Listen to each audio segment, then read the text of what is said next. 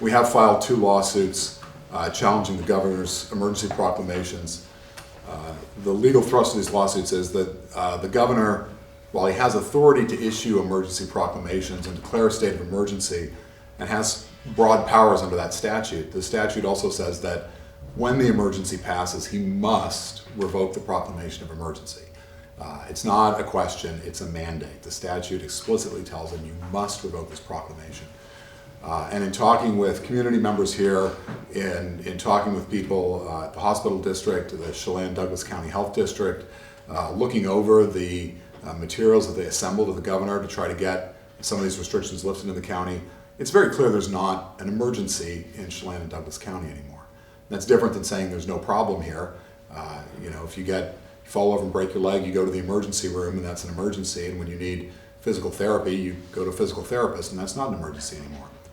And state law actually provides for the local authorities to have primary first-line responsibility for health problems in their area.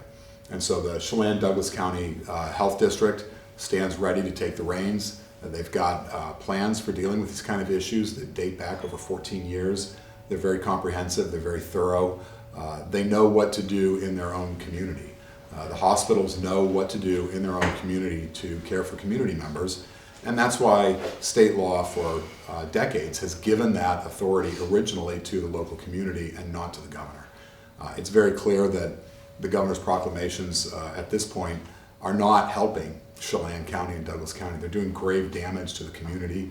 Our plaintiffs spoke eloquently to that. People who've lost income, lost jobs, been forced to lay off employees, are on the brink of losing the kind of businesses that make this such a great place to live, work, and visit.